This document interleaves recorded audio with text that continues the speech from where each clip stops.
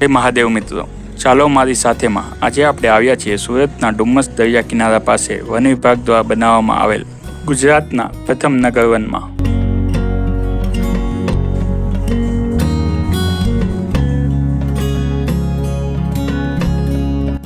નગરવનમાં પ્રવેશતા જ ઈમો આપણું સ્વાગત કરે છે. 4 એકર વિસ્તારમાં ફેલાયેલા નગરવનમાં સુંદર વોકવે, એક્ઝોટિક બર્ડ પાર્ક જેમાં વિદેશી પક્ષીઓ સાથે તમે મસ્તી કરી શકો છો, તેમજ એક્વેરિયમ જેમાં 100થી વધુ પ્રજાતિની માછલીઓ નજીકથી નિહાળી શકો છો, તેમજ વિશાળ વન અને તેમાં બેસવા માટે ગજીબો, તેમજ સી વ્યૂ પોઈન્ટ ગજીબો જેમાં તમે ઉપરથી નગરવનને જોઈ શકો છો. તો આજના વિડીયોમાં આપણે આખું નગરવન ફરવાના છીએ, તો જોડાયેલા રહેજો વિડીયોમાં.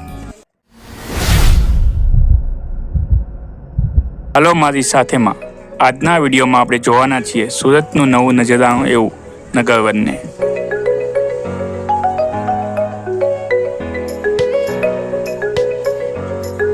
નગરવનની અંદર પ્રવેશતા જ સુંદર વોકવે આવે છે.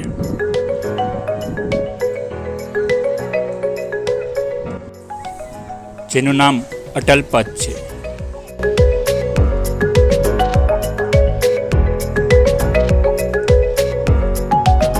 સરસ ફોટો પોઈન્ટ આવે છે જ્યાં તમે વિડીયો અથવા સરસ મજાનો ફોટો ક્લિક કરી શકો છો.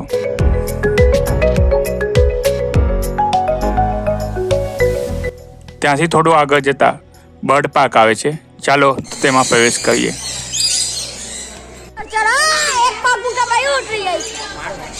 બર્ડ પાર્કમાં આફ્રિકા અને ઓસ્ટ્રેલિયાની 12 પ્રજાતિના 100થી વધુ વિદેશી પક્ષીઓ તમને જોવા મળે છે. અહીં પક્ષીઓને તમે નજીકથી જોઈ શકો છો. પક્ષીઓ સાથે મસ્તી કરી શકો છો. પક્ષીઓને દાણા પણ ખવડાવી શકો છો.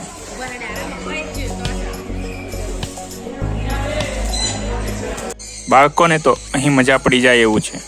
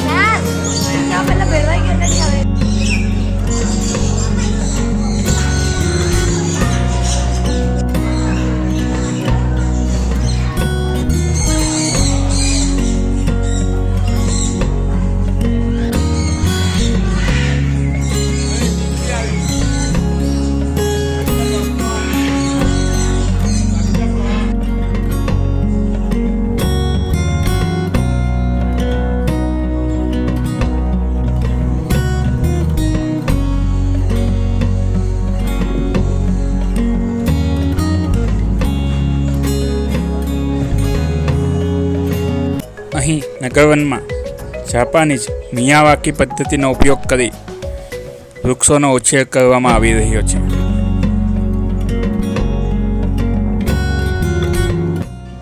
પરિવાર સાથે વન ડે પિકનિક માટે આ એક બેસ્ટ લોકેશન છે. અને અહીં બર્ડ પાર્ક, એક્વેરિયમ તેમજ ચિલ્ડ્રન પ્લે એરિયા હોવાથી બાળકોને પણ મજા પડી જાય એવું છે.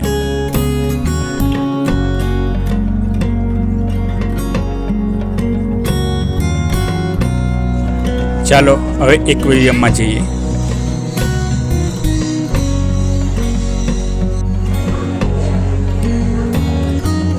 એક્વેરિયમમાં 100 પ્રજાતિની રંગબેરંગી, કલરફુલ અને અવનવી 2000થી વધુ માછલીઓ તમને જોવા મળે છે.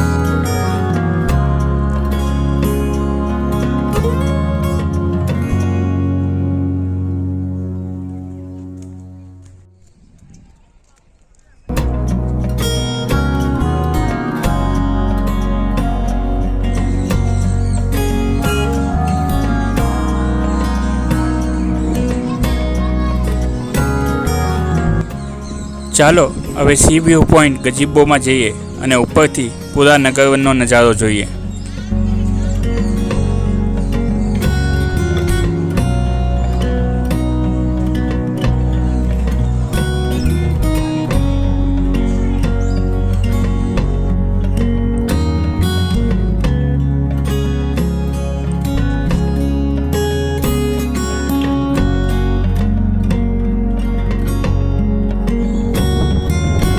વન વિભાગ દ્વારા કરવામાં આવેલા પહેલ ફક્ત મનોરંજનનું સાધન નથી, પરંતુ શહેરી જીવનમાં પ્રકૃતિ અને વન્યજીવનના મહત્વ વિશે જાગૃતિ લાવવાનો એક અનોખો પ્રયાસ છે. તમને આ વિડીયો ગમ્યો હોય તો લાઈક કરો, કોમેન્ટ કરો અને જલ્દીથી શેર કરી દો તમારા સુરતી મિત્રોને.